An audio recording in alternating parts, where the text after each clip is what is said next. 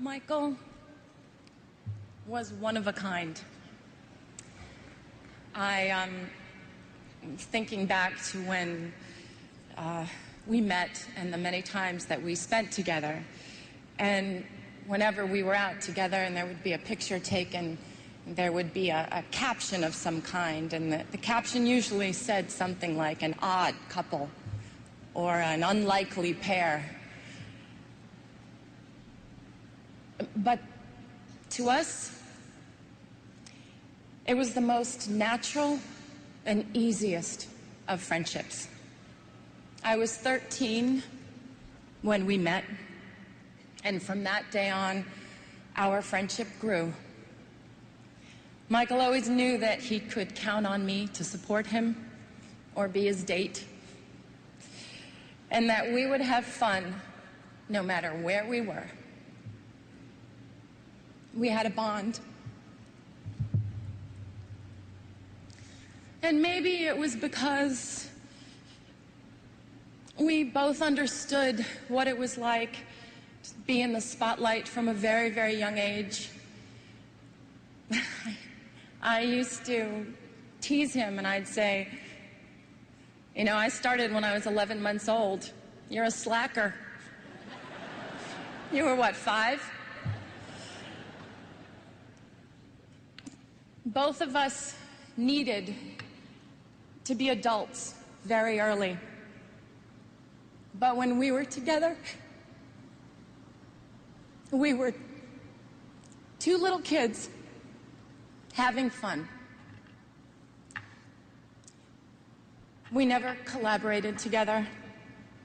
We never performed together or danced on the same stage, although he did try in vain one night to unsuccessfully teach me the moonwalk.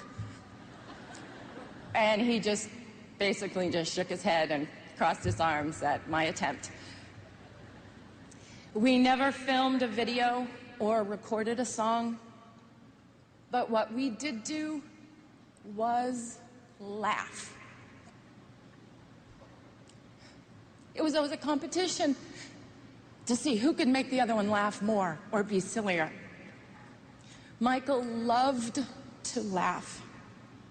His heart would just burst out of him when he was laughing. He adored it when I did silly imitations or told him stories about my life. MJ's laugh was the sweetest and purest laugh of anyone's I had ever known. His sense of humor was delightful, and he was very mischievous. I remember it was the night before Elizabeth Taylor's wedding, and he had called me prior and asked if I would join him. He didn't want to be alone for all the festivities. And it was the night before the big day, and Michael and I tried to sneak in to get the first peek of the dress.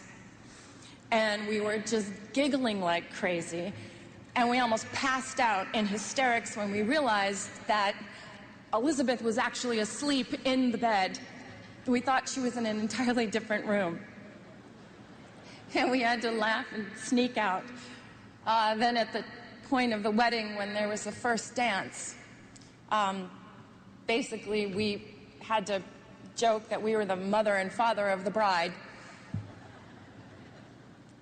Yes, it may have seemed very odd to the outside, but we made it fun and we made it real. When he started wearing the glove, I was like, what's up with the glove? I was like, look, if you're going to hold my hand, it better be the non-gloved one, because sequins really hurt me. He would dig in. He'd just shake his head and he would just smile. He loved to be teased. Seeing him smile made you feel like everything was going to be all right. To the outside world, Michael was a genius with unchallenged ability. To the people who were lucky enough to know him personally, he was caring and funny, honest, pure, non-jaded, and he was a lover of life. He cared so deeply for his family and his friends and his fans.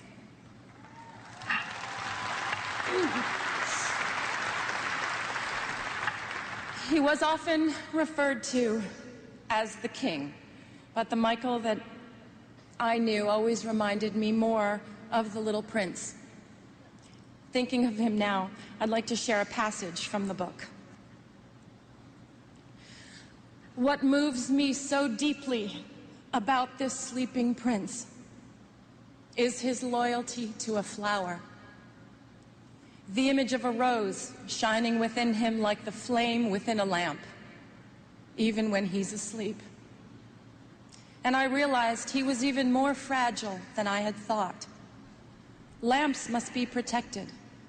A gust of wind can blow them out. Michael's sensitivity was even more extraordinary than his talent, and his true truth resided in his heart. As the little prince also said, eyes are blind. You have to look with the heart. What's most important is invisible. Michael saw everything with his heart. To his family, his brothers and sisters, Catherine, Joe, and to his children, Prince, Paris, Blanket, my prayers are with you.